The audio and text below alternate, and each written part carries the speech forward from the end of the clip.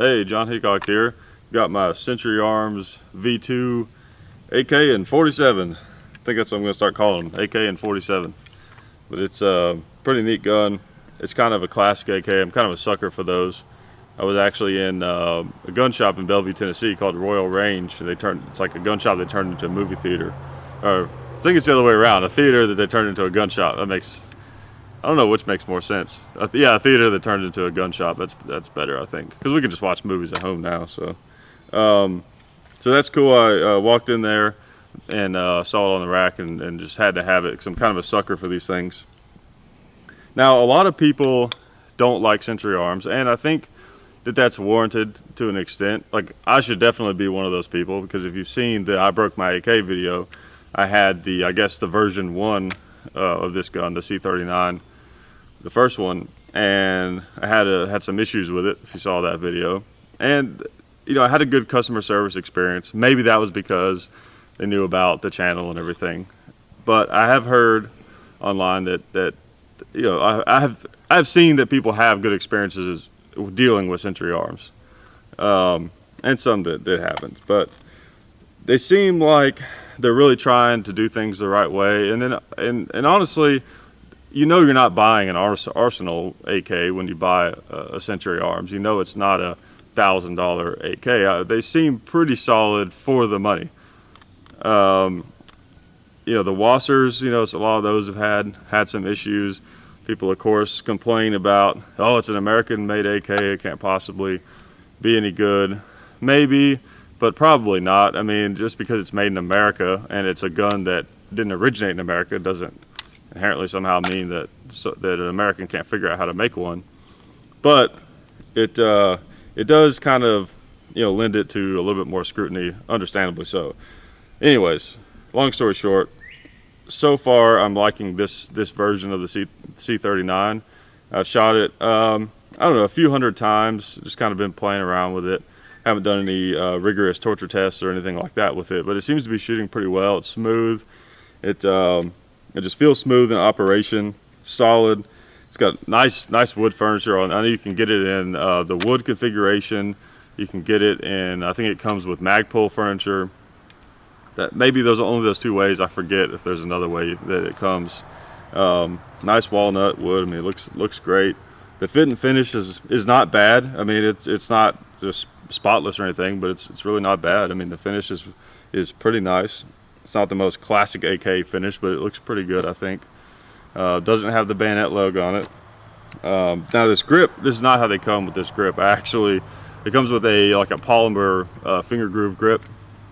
And I took this off of my Micro Draco. You guys may have seen me do some videos with that thing, that little pistol AK.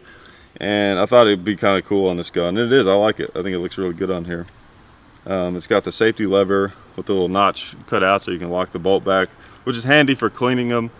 But I don't know. I mean, my purpose for this gun is to be a classic AK, and I would almost rather have a safety lever that doesn't have that, just because it completes that look a little bit more. But from a practical standpoint, these do make quite a bit of sense. So I've just left that on there for now.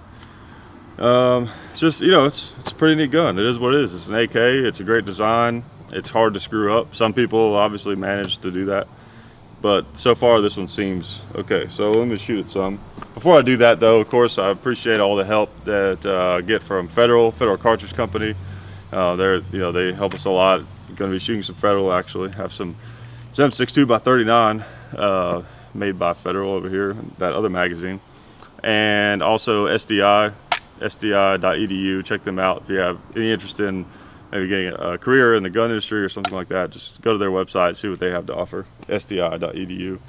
And I just noticed this magazine has an X on it, and that's never a good sign when a magazine has an X. I don't know why I put that on there. Maybe Dad did or something. I'm guessing that it had issues at one point, so we'll see how it goes. Okay, I'm gonna try to see if I can hit the red plate over there, the one on the left.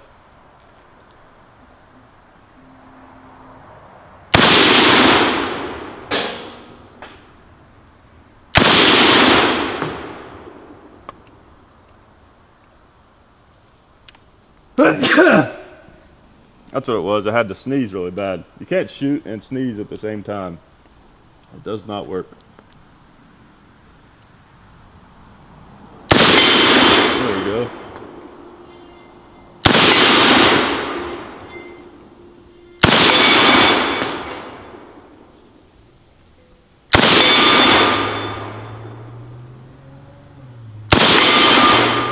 All right. Yep, that was the problem. Okay.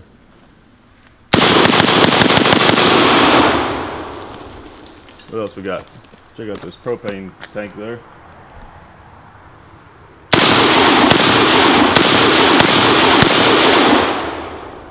Another propane tank.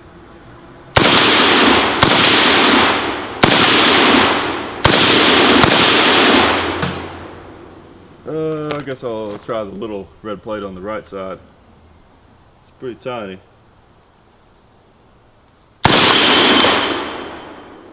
It's a neat target, but it's usually only good for about one shot because it kind of flips around. Maybe, I don't know. Try it one more time. It's kind of moving still. Yeah, I can't see it. Alright. Yeah, I noticed, well, this mag did okay, I guess. Yeah, I've noticed with these metal mags, at least this particular one, it's kind of tricky to get out. It just fits a little too tightly. But I have found that if you use this whole method, you can get it out of there pretty good. This is some brass 7.62 by 39. Which is kind of odd, but it's what we had laying around. AKs can be really funny about certain magazines. Usually these Magpul mags tend to work in this thing, but I don't know, sometimes it's a really snug fit. Okay. Alright, try the red plate again.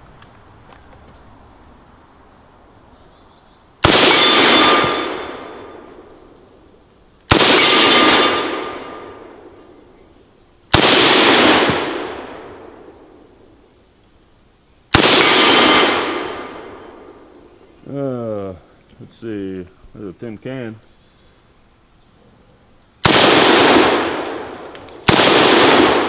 Going right through it. We'll assume it is at least.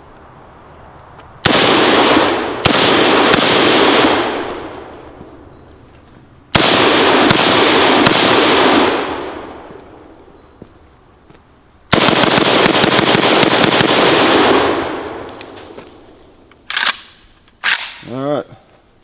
Yeah, just a pretty fun little gun, you know, just kind of knock around with. As you can see, I'm not worried about